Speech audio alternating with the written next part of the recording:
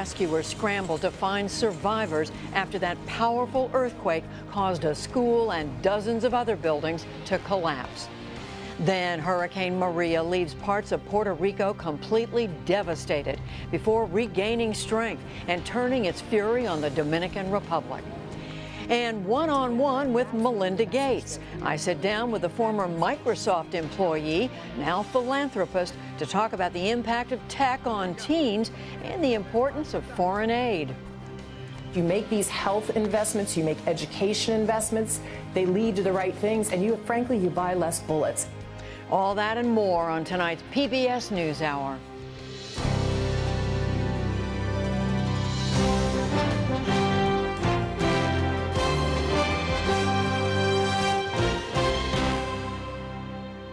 Major funding for the PBS NewsHour has been provided by BNSF Railway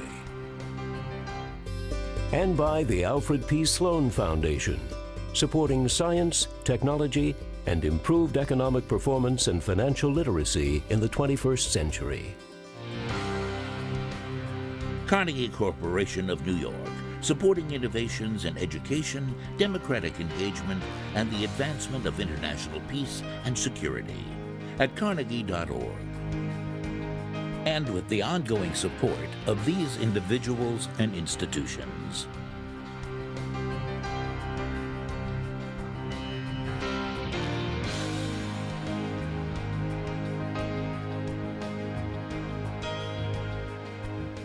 This program was made possible by the Corporation for Public Broadcasting and by contributions to your PBS station from viewers like you. Thank you. Grasping for a sliver of hope, a life and death drama played out today, 2 days after a 7.1 earthquake struck Mexico City and the surrounding region. The death toll stood at 245, with more than 2,000 hurt. Our William Brangham is there and filed this report. From dusk to dawn and all through the day, they dug, trying to reach what they thought was a young girl trapped in the ruins of a collapsed school. The tale of the girl called Frida Sofia has gripped the country since early yesterday, when rescuers first heard her voice coming out of the wreckage. Yes, she told me her name. Apart from just her name, she told us there were 2 other kids and that there were other bodies. We don't know if the others are alive. Then, at mid-afternoon, word from the Mexican Navy. There is no missing child at the school. We are sure it was not real because, I repeat, we collaborated with public education, with the delegation, and with the school. And all the totality of the children, regrettably, some are deceased, others, I repeat, are at the hospital, and the rest are safe in their homes. At least 26 bodies have been recovered from the school. All but 5 of them were children. But on the day of the quake, a girl and a boy were pulled alive from the rubble. A man had called to them to crawl through an opening in the side of the building, and they found their way out. Those small victories gave the rescue crews and volunteers the hope and strength to keep going. The quake hit Tuesday afternoon near the Puebla State town of Robaso, 76 miles southeast of Mexico City. Since then, officials say more than 50 survivors have been freed in dramatic rescues across the area. Last night in the Del Valle neighborhood of Mexico City, rescuers were met with applause as they carried out a man who'd been trapped in a toppled apartment building. The scene was similar in the La Condesa neighborhood. Hundreds of rescuers searched to find 4 women believed to be trapped in this rubble, the remains of a 7-story apartment building. We spoke with one volunteer who arrived just 30 minutes after the quake struck and hasn't left. Have you been sleeping at all? Just on the corner of the street, yeah. Some people haven't left. It's just, we cannot leave, you know? We have to stay. Throughout the night, the work went on, removing dirt by the bucketful to prevent further collapse. I believe people need help, and I would like to think there are still survivors. And honestly, I have always helped when there have been disasters. My family and I always helped in some way, either with provisions or by supporting them like right now with the debris. In the center of the city today, rescuers dug through the remains of this textile factory. It's estimated that about 100 workers, mostly Japanese, were inside when the quake hit. There's no official count of actually how many people were inside this building. It's estimated that about 30-something bodies have already been brought out, but rescue workers here are working frantically because they believe that there are still at least one other person who is alive inside the rubble who's been texting to rescue workers on the outside asking for help. Mexican President Enrique Peña Nieto has declared 3 days of national mourning. In a televised statement last night, he offered his own condolences. The whole of Mexican society is with you. We're with you in your pain. I reiterate to the residents of affected zones that you are not alone. Working together, we are going to make it through. Nieto said aid is also coming in from Japan, the United States, and other countries. The help cannot come too soon. Several buildings in Mexico City are feared to be near collapse, and officials face the competing demands of trying to save lives and beginning demolition work to ensure public safety. For now, though, every single person we've talked to here is determined 100% to keep this solely a search and rescue mission. Judy?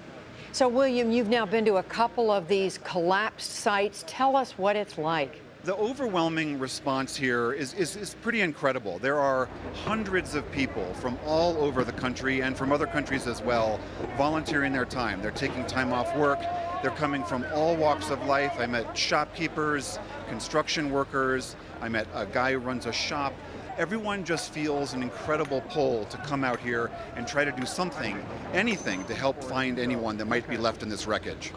And how are these rescuers holding up themselves? I mean, this can be very emotional. It can be emotional. There are enormous false starts that happen all the time. People get their hopes up.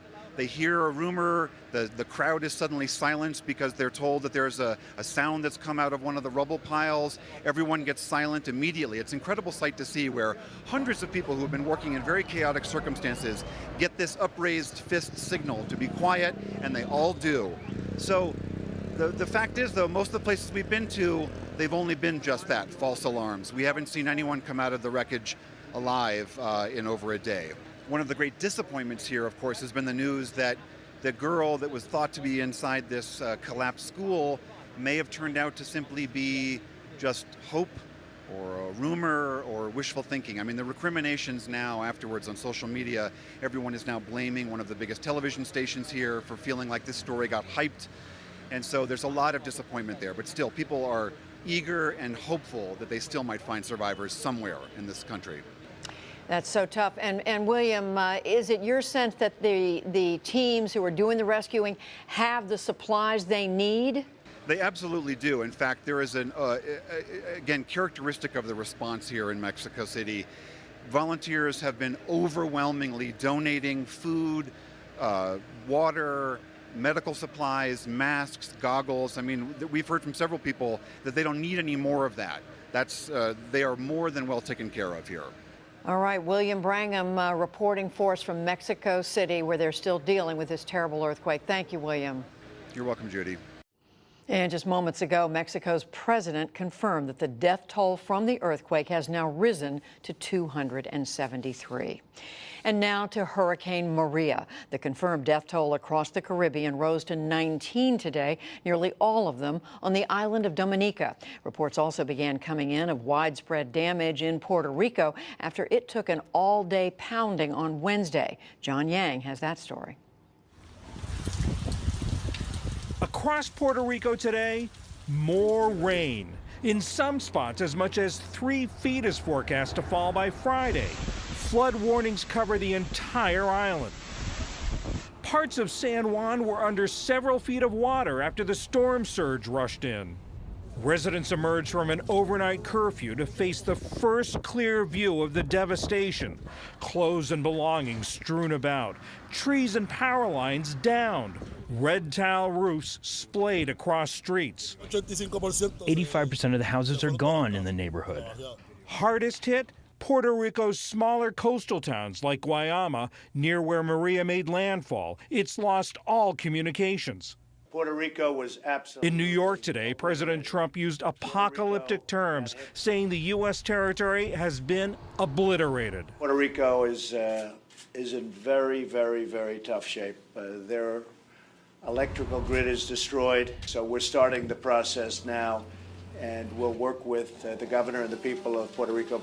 Governor Ricardo Rossello met with FEMA officials, already spread thin by a series of powerful storms, to discuss a recovery plan. He warned it will take months to repair the island's long-neglected electrical grid and restore power. To the east, word of even greater devastation on tiny Dominica, where British aid and military teams landed today. Officials say 95% of the buildings are damaged. Every village in Dominica, every street, every cranny, every person in Dominica was impacted by the hurricane. We have no running water now, we have no electricity and no power. St. Croix in the U.S. Virgin Islands also reported near-total communications and power outages. 65% of the buildings suffered damage. Today, Maria lashed the Dominican Republic with heavy wind and rain. The storm is forecast to reach Turks and Caicos overnight, then pass the eastern Bahamas by Saturday morning. But a sharp turn to the north will take it toward the open Atlantic by Monday. As of now, Maria's not expected to pose a direct threat to the U.S. mainland, having already ravaged U.S. territories in the Caribbean. For the PBS NewsHour, I'm John Yang.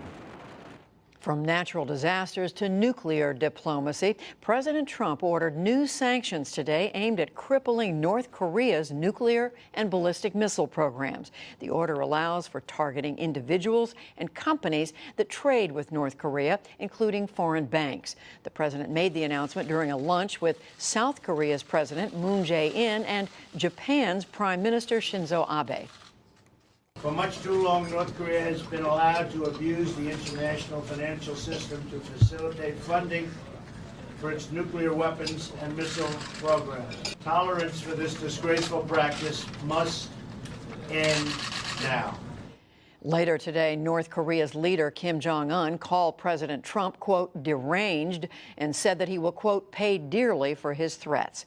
We get more on today's move from David Cohen, who served as Deputy Director of the CIA and Undersecretary for Terrorism and Financial Intelligence at the Treasury Department during the Obama administration.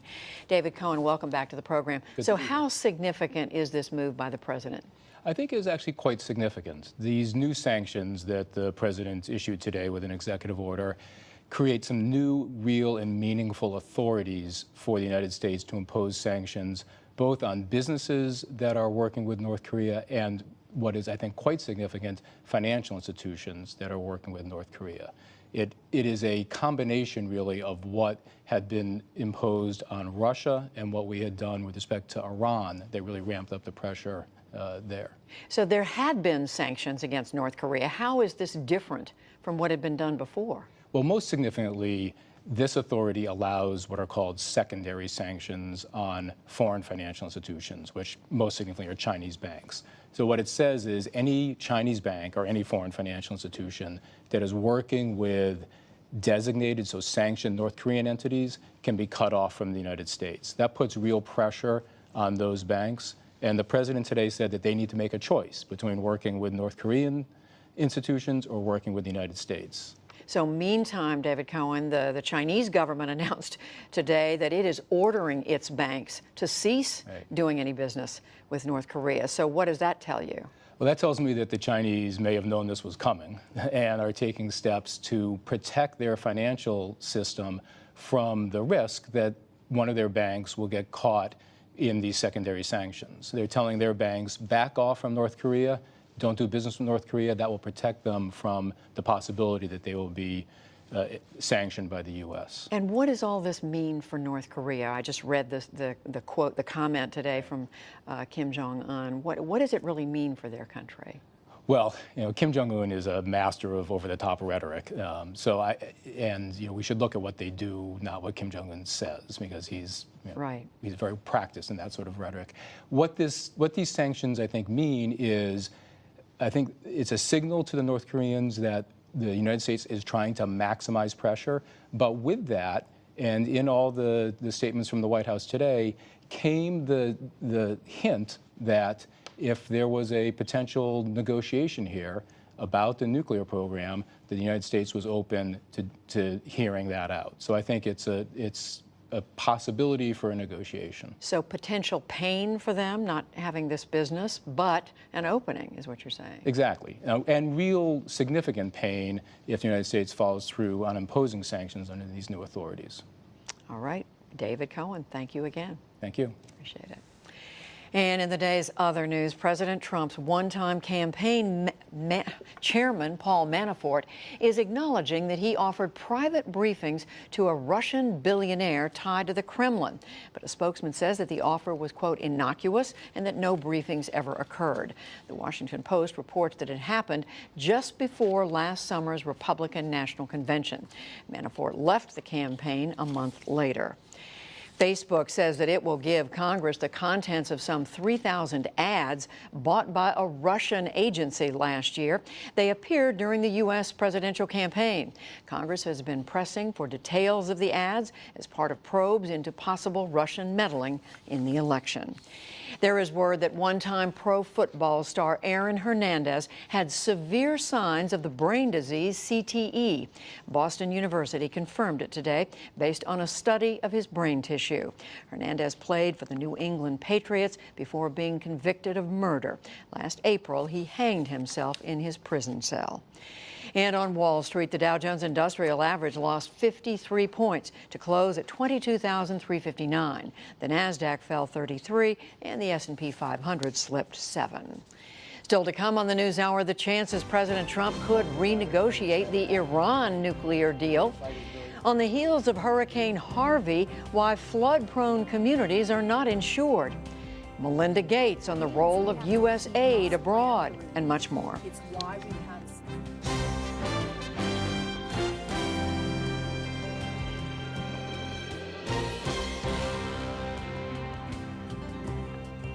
Separate from North Korea, President Trump has made no secret of his disdain for the Iran nuclear agreement, which was struck by the Obama administration, 5 other world powers, and Iran. He has long said he wants to renegotiate the 2015 accord, and he soon faces another deadline on how to proceed.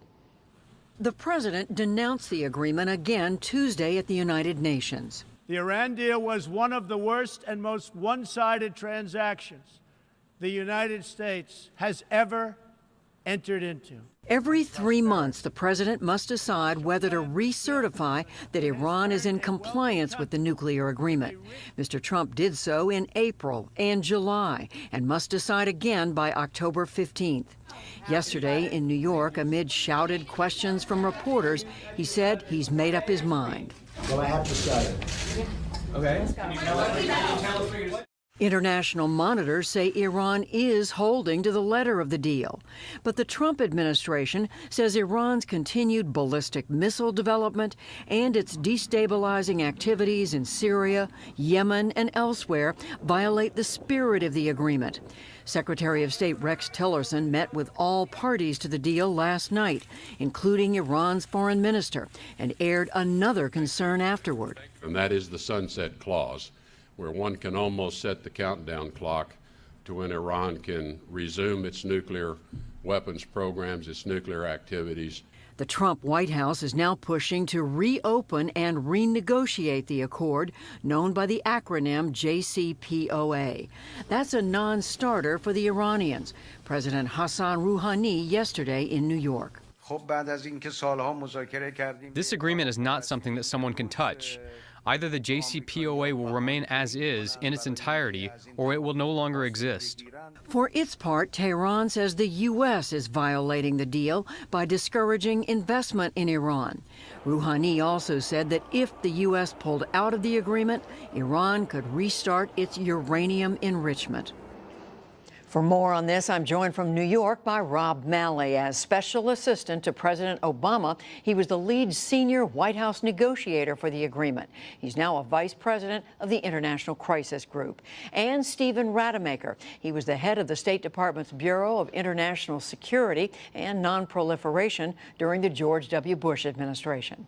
And welcome, gentlemen, to both of you. Rob Malley, I'm going to start with you. So what do you make of the president's now suggestion, once again, that he may be ready not to recertify this deal?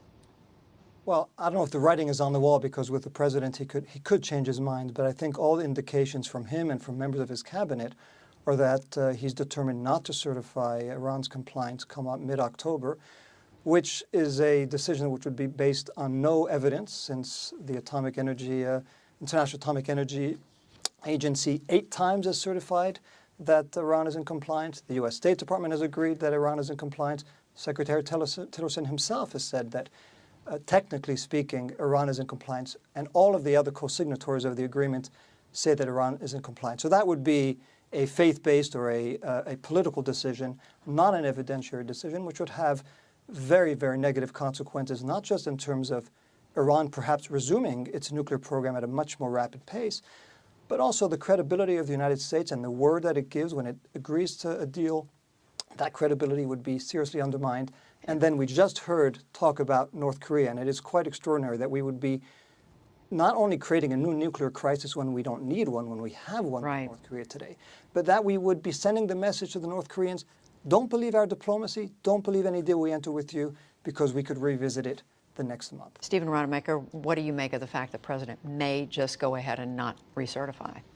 Well, I think it's important first to point out that the certification that he's required to make is not just that Iran is in compliance with the deal, but also that it continues to be in the national interest of the United States to remain within the deal. And that's a judgment that the president is supposed to make. And he's made clear that, in his opinion, it's not in the national interest to remain in the deal. And he's talking about Iran, or what he says is that Iran is violating the spirit of the agreement. Do you agree with him? Well, I think if one wants to make a case, there are things to point to that I think actually go beyond violations of the spirit of the agreement. I mean, Iran has been testing ballistic missiles in violation of UN Security Council 2231, which calls on Iran not to test ballistic missiles. That's a related agreement to the JCPOA. So that, and I think there's some other examples that could be pointed to by the president to conclude that Iran is not in compliance. That said, I think it's a very risky road to go down.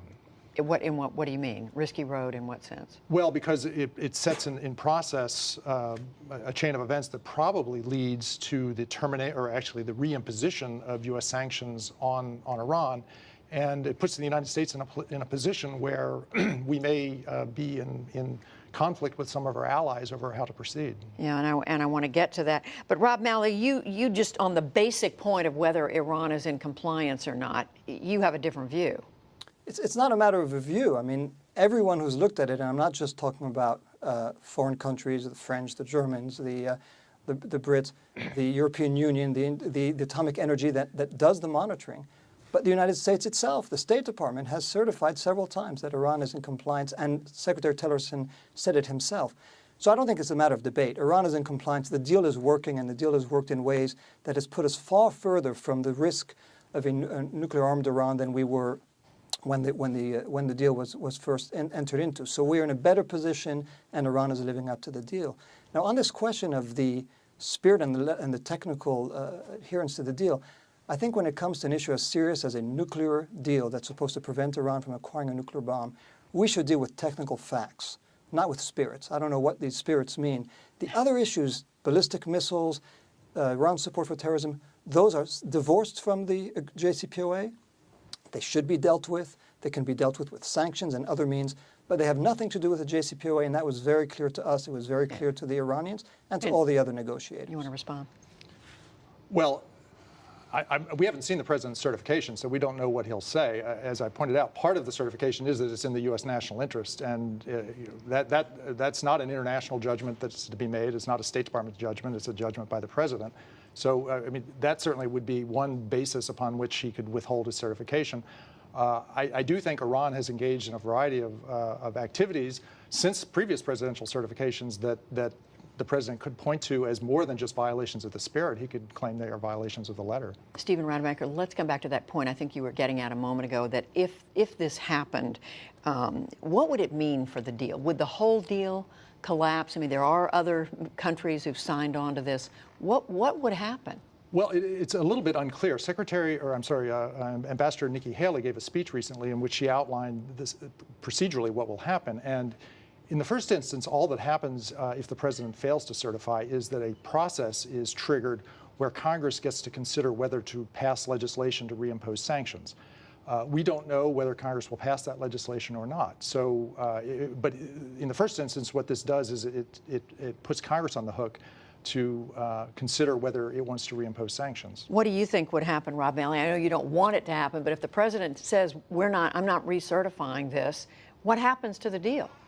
So first, I think it is important. We do agree that not certifying would be a mistake for all the reasons that Stephen just mentioned earlier. If the president doesn't certify, and it is true that then the ball is in Congress's court. Congress has 60 days then to pass expedited sanctions legislation, which would reimpose all of the sanctions that had been lifted. That would be a clear-cut violation of the deal, and that would really isolate the United States and really let Iran off the hook to do what it deems it wants to do, because the U.S. would have been in violation and breach of the deal. Congress could also decide to pass other sanctions to try to pressure Iran, to try to change the deal. Who knows what they'll do, but the problems would be on a pathway where the world will believe, as they already do for most of them, that the U.S. is determined to scuttle the deal, to torpedo the deal. That creates a crisis in our relations with Europe. It creates a crisis with Iran, where Iran, again, could feel entitled to rush to its nuclear program. Let me just quickly finally ask you, Stephen Reichenbach, under what scenario does the U.S. come out of this if the president decertifies with a better deal with Iran and its nuclear program? I think that will be a real diplomatic challenge, but he's made clear that he has problems with the deal. I think a lot of people, the majority of the U.S. Congress disagreed with this deal. That was clear from the votes that were cast at the time. So I think the president is struggling with the question of how does he reopen the matter and try to get a better deal for the United States. He's got quite a difficult road ahead of him. Congress perhaps can find a way to be helpful if it considers legislation that imposes additional sanctions that pressure. It would be conceivable, for example, for Congress to adopt new sanctions that are consistent with the JCPOA, but still pressure Iran, and maybe that would provide some leverage to bring about further agreements with Iran that would address some of the U.S. concerns. Well, we will see what happens. Again, the president is saying he's made a decision, but he's not disclosing what it is. I know we're going to continue to follow it. Stephen Rademacher, Rob Malley, thank you both. Thank you.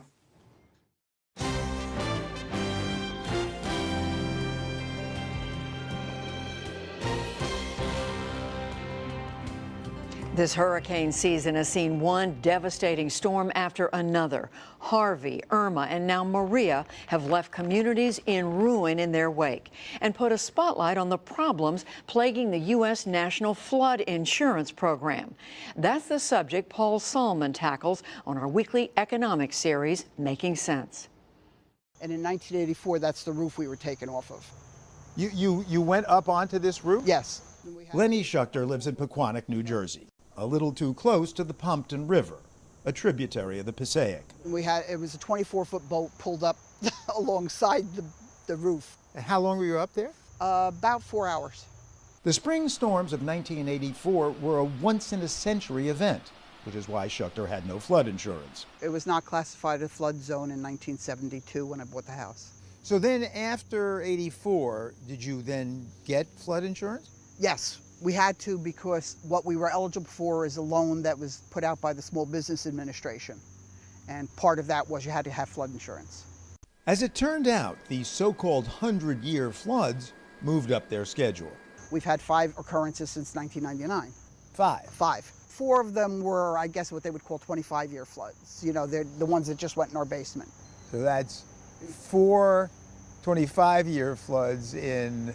Well, from 99 to 11, so in 12 years. And 3 100-year floods in 27 years. Correct. She now had flood insurance and has received more than $110,000 federal dollars over the years, most recently $72,000 in 2011, after Hurricane Irene. So how high did the water get here in the house? It came within an inch of the water lilies. Too bad you didn't have the bridge. Yeah, let me tell you, the bridge would have been a savior for sure. As Claude Monet himself would have known, his iconic pond at Giverny created by water diverted from local floods. But here in New Jersey, the increasingly troubled waters have helped imperil the National Flood Insurance Program itself, which started sinking back in 2005, when Hurricanes Katrina, Rita, and Wilma forced it to borrow $17.5 billion from the U.S. Treasury to pay claims. Interest payments and later storms have since submerged the program so that it's now nearly $25 billion underwater. And that's before Hurricanes Irma and Harvey.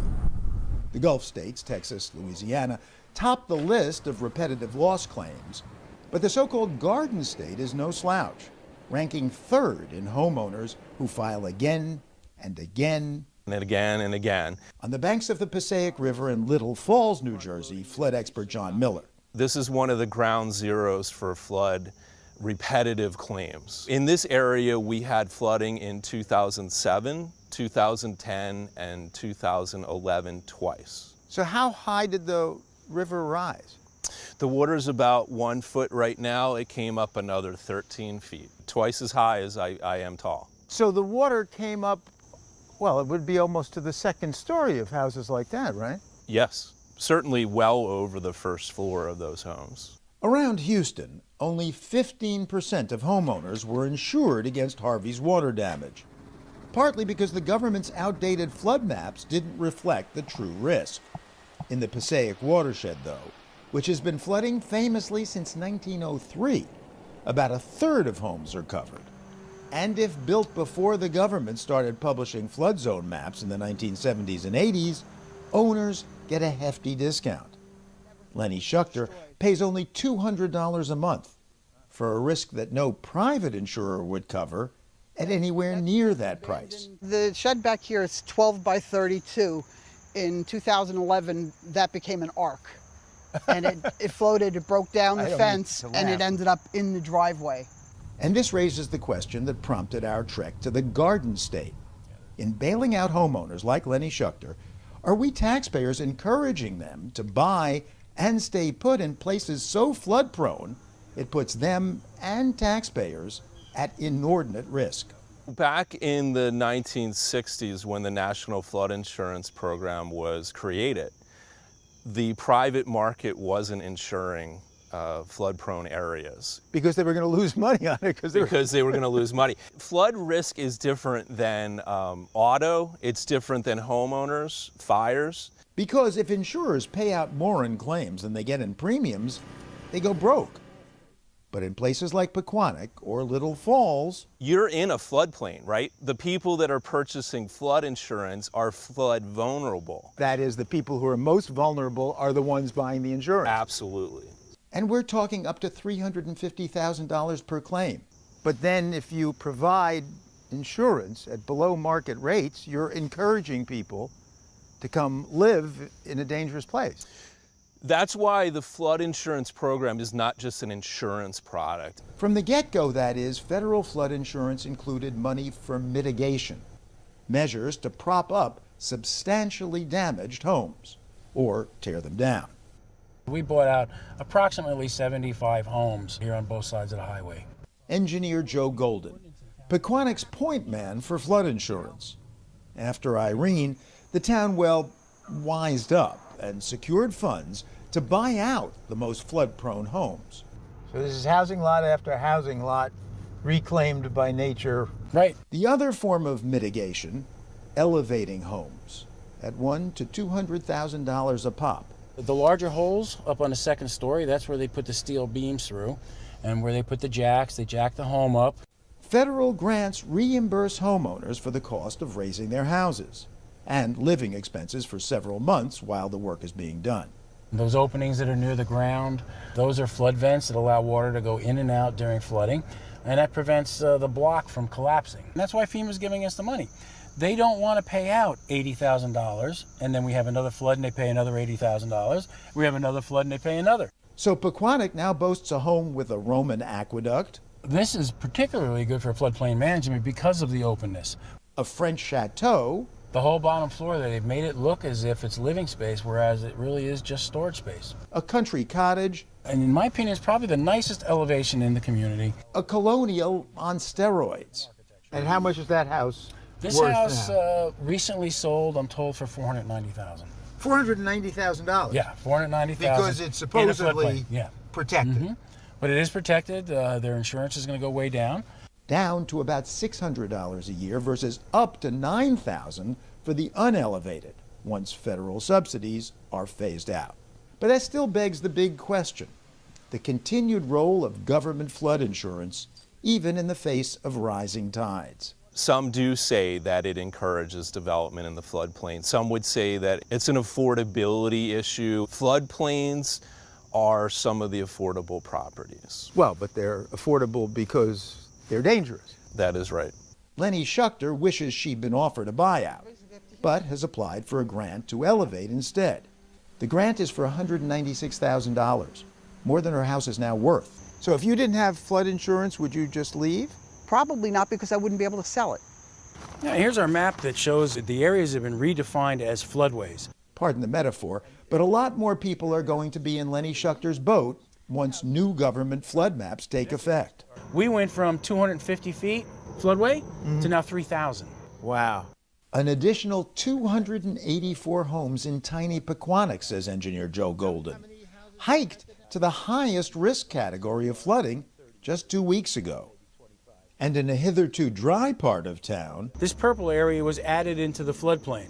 And so hadn't been there before. Hadn't been there in the history of Pequannock. There's 229 houses in that area. Any of these people go to sell their home, the buyer won't be able to get his mortgage unless he purchases flood insurance. That house just lost $100,000 in value just from the producing these maps. And none of the people in these houses know that yet? Not yet, no. Joe Golden believes the new maps go overboard and has vowed to fight on behalf of affected homeowners. These maps are showing you sea level rise in the New York region. Fact is, says climate scientist Radley Horton, even if Pequannock wins, its victory will probably be Pyrrhic. Though it's away from the coast, where rising ocean levels would make it even more vulnerable, property values are at risk of plunging here. Insurance of shooting up to reflect the true economic risk. Is that fair, given all the uncertainty around the science of this? Well, it's probably not fair to the individuals, but with rising seas, more moisture in the air, we do expect to see areas that aren't currently in the flood zone becoming vulnerable in the future. And in fact, we could see property values fall not because water touches or doesn't touch some of these homes, but because a systemic risk, the inability of insurance to cover all these assets, or investors finally realizing that a lot of critical infrastructure isn't going to be fundable. And this prompted my last question. Why doesn't someone like Lenny Schuchter just move on and out? Where would I move to? So you're stuck? Pretty much. For the PBS NewsHour, this is economics correspondent Paul Solman reporting from the floodplains of New Jersey.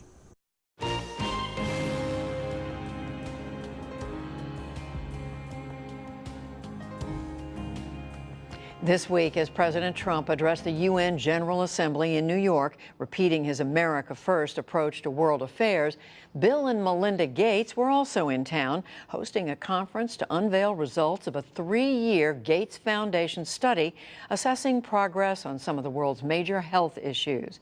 I spoke with Melinda Gates yesterday and began by asking whether her foundation's priorities were compatible with those of the Trump administration.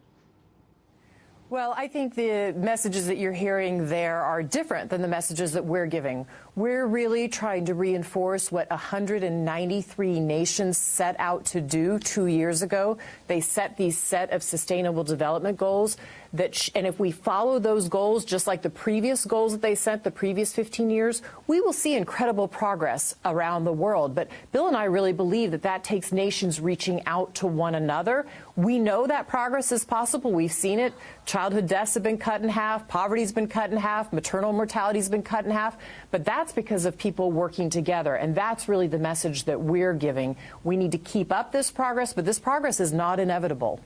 And as you say, you have seen progress. You've called on world leaders to step up their global giving, but you've also cited a loss of U.S. leadership in this field. You've talked about it contributing to confusion and chaos, and in particular affecting those most vulnerable populations around the world. Expand on that a little. What do you mean by that? Well, if we want peace and security and stability around the world, we have to make investments in people around the world. Bill and I travel the globe all year long. We're in some of the most remote rural places in Africa and India and Bangladesh. People don't want to get up on the high seas and get in a life-threatening dinghy to go to Europe if they have a prosperous society where they are. And that means we have to keep up these investments in foreign aid. For the U.S., it's less than 1% of our American budget goes to foreign aid.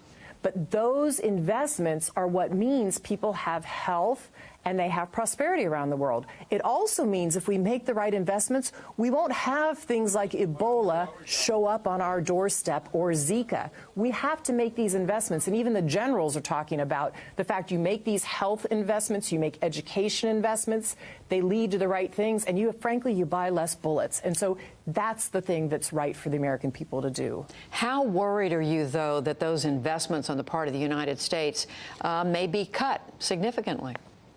Well, this administration has proposed significant cuts to foreign aid. But what I'm very optimistic about is Congress. We've had very good bipartisan support for these issues for a very long time.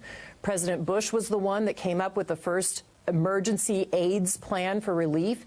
It's why we've had a substantial cut in HIV deaths over the last many years. We've seen the last administration come forward and do a whole program around malaria. So we know on the Hill there's really great bipartisan support for things like maternal and child health, and we're counting on Congress to keep up that funding. And Bill and I are having a lot of conversations with Congress about that. And what do you say to those who are still out there criticizing some foreign aid, saying much of it is just not as effective as it should be? I would say I wish you could go where Bill and I travel. If you saw the difference in Tanzania today versus when I traveled there for the first time 15 years ago, or Ethiopia, or Rwanda, or India, these investments are what puts a country on a path of prosperity.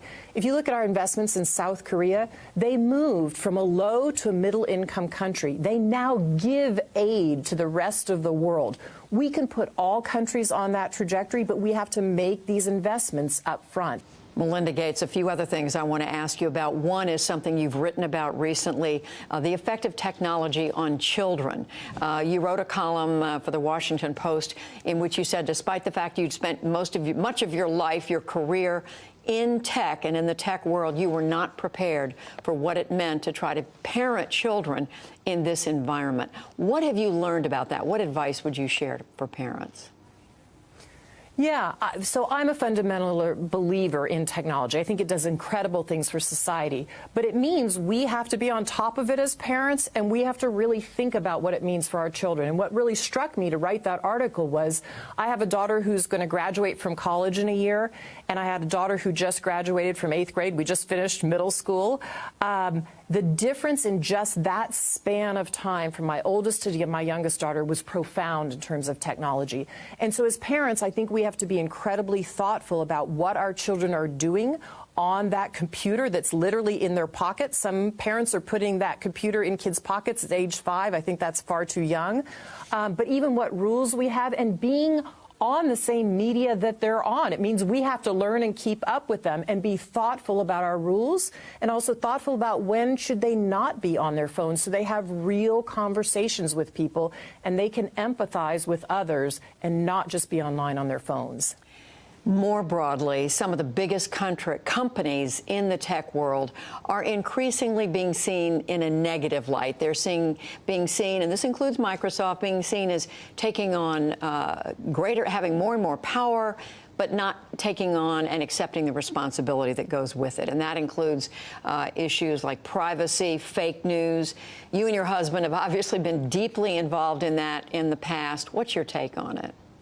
Well, my take is that the technology is moving really fast, and I think that a lot of these companies are trying to do the right thing. They're also keeping up with it. They're hearing, if I talk to people inside of Microsoft, or I talk to Satya, or I talk to many of the other leaders at Microsoft, they're actually hearing their employees, the millennials, saying to them, hey, there are things we want you to do as a company to do the right things for the world. And so a lot of the tech companies are trying to catch up themselves. I ultimately trust that they will do the right thing, but the tech is going so fast that everybody's looking at this. One other aspect of the technology field, and that is women. There's been a lot of reporting in the last few years about how women are simply not as represented as they should be, and they're not being given a fair shake. And even worse, in the field of technology. You worked in that field. How do you see that? Sure. So I'm a computer science graduate. I had a fantastic career at Microsoft. And I think, though, what you're seeing is at the time I was in college, we were on the rise. 37% of graduates were women in computer science. We were on the uptick, like law and medicine. Those fields have gone up, but computer science has gone down now. 18% of graduates in computer science are women. That means you have a problem. And yet this is an industry that should be incredibly welcoming to women. You know, tech is pervasive for us in society now. It's going to be an industry that's going to pass financial services as the biggest industry. So they need to look at things about what do we need to do to make industry more welcoming for women? What is it? Why do women drop out in all the way through K through 12 and college? How do we create pathways through computer science, like that opening computer science course in college? Some of the best places, community colleges, universities, they're doing great things to welcome women in, giving real-world problems, explaining to women you can be a computer scientist. So I think we have to lean into this and figure out what solutions are working and then spread those across the field. And you're hearing more conversation about this, and you're hearing some of the things that are going on in the Valley that aren't good. You're finally seeing the transparency come to light. And once something becomes more transparent, then you can start to really work on the solutions. So I'm cautiously optimistic that things are actually going to get better. Melinda Gates, who did work in the field and now with her husband Bill runs the Bill and Melinda Gates Foundation. Thank you very much. Thank you, Judy.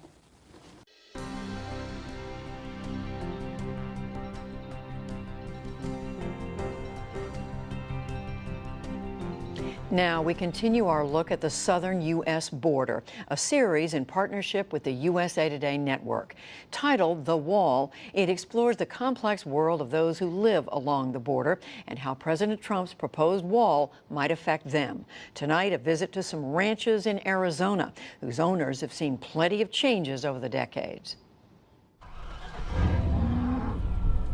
Well, there's probably no better way to grow up than growing up on a ranch. By God, there's a cow.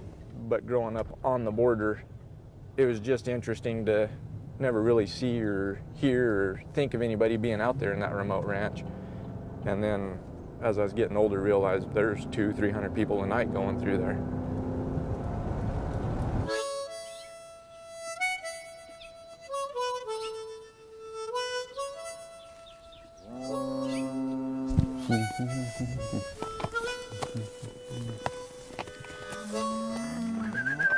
Hey, come on, cat, come on. Hey.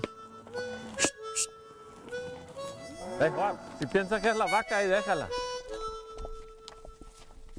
Backtracking to time, say, 30 years ago, there was a steady flow of illegals coming through a ranch, and they usually would ask if we could give them a couple of days' work. Ahí apártalo. Whether or not they were going to go further north or not, but they'd come over and work for you. And there was nothing extraordinary about it. It wasn't a big deal to go across the line. It wasn't a big deal for them to come over here. And then in the 80s, it started changing. It was $300 a month, and every one of them wanted a drink of water and directions. And we always did. We kept a can of Spam and bread. And then in the 90s, it was $300 a day. And they just stole stuff and broke stuff, and trucks stolen, cars stolen, saddles. Had 2 horses stolen, got one back. But what's happened since the mid-2000s is the cartels took over the human trade as well as the drug trade. That's what the whole border's about now, just money. It isn't about immigration, it's about smuggling.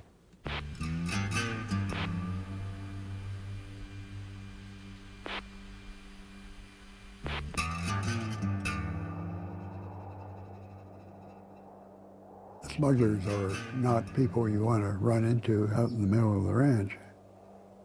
We think on our ranch there were 6 murders on the ranch itself. We have a tree that was previously called locally a rape tree. A high percentage of the women are raped in the process of crossing the border. And their underwear is draped on trees to demonstrate how macho the Mexican was that led them across the border. It takes a particular bad mindset to do things like that. Yeah, they cut both sides. And down here a little bit, they were, well, here it is. They're just cutting it tall enough to get a truck through. Instead of cutting all the way up, they do it here. Wouldn't need a ladder. These are concreted, but no rebar. So they'd score the edge of it and then put a toe strap and break it. So I haven't had any positive effect from having a fence. We got permanent cameras, we got radar units, we got portable cameras, and none of that has worked because there isn't enough Border Patrol to respond to the traffic that's coming through it. You know, this isn't a humanitarian deal anymore. You know, this is securing the border. And you have to act like it's a military exercise.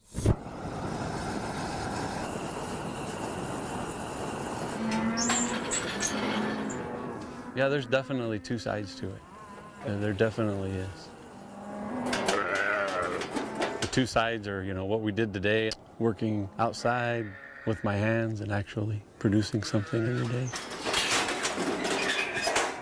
I mean, I don't know, it's kind of living the dream. I mean, that's what I always wanted to do, so that's what I do. It doesn't get a whole lot better than that, so. The other side of that is you know, if there's criminals coming through here and smuggling drugs and smuggling people, all the criminal activity that goes along with it.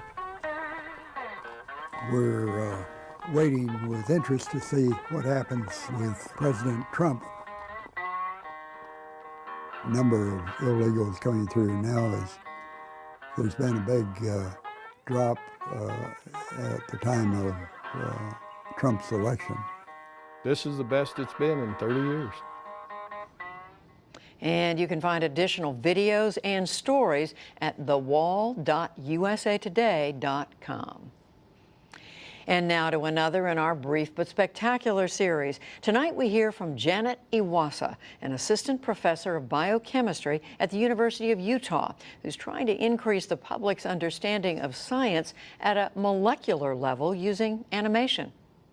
I was in a lab that studied the actin cytoskeleton. So this is looking at the way cells crawl. And we were right next door to a lab that studied how proteins move along microtubules. So this is considered kind of the highway of the cell. I never really got it until I saw this 3D animation that showed all of that detail. And so it made me think, why aren't we all doing this? We should all be animating the things that we study.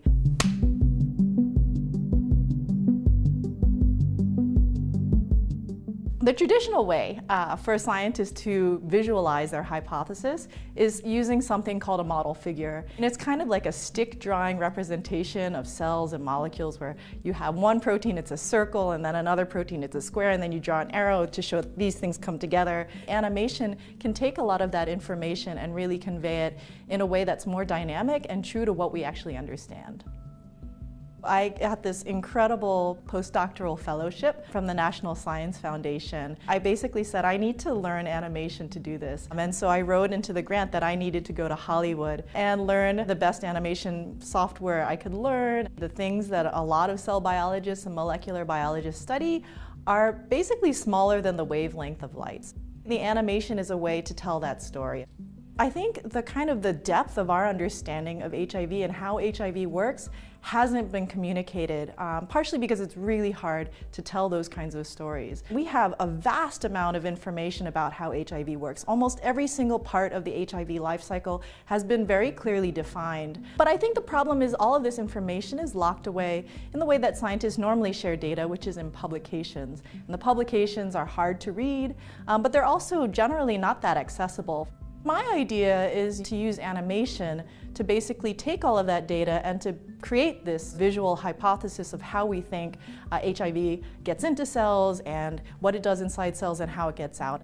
We just know so much, and I want to be able to tell that story. Historically, art and science were not two things that were separate. A lot of really famous scientists, people who did early microscopy, were actually artists too. They had to be able to depict the things that they saw under the microscope or through a telescope on a piece of paper to actually do that communication and to show what they were seeing. And we still do need to have these artistic skills and be able to convey our ideas visually in order to actually really do good science. My name is Janet Iwasa, and this is my brief but spectacular take on molecular animation. I wish we'd had that when I was in school. And that's the NewsHour for tonight. I'm Judy Woodruff. Thank you for joining us. On behalf of all of us at the NewsHour, we'll see you soon. Major funding for the PBS NewsHour has been provided by BNSF Railway, the Ford Foundation, working with visionaries on the front lines of social change worldwide. Carnegie Corporation of New York, supporting innovations in education, democratic engagement, and the advancement of international peace and security at carnegie.org. And with the ongoing support of these individuals and institutions.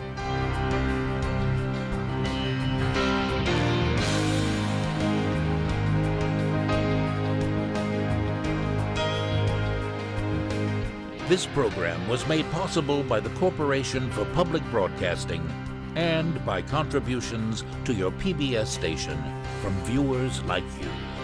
Thank you.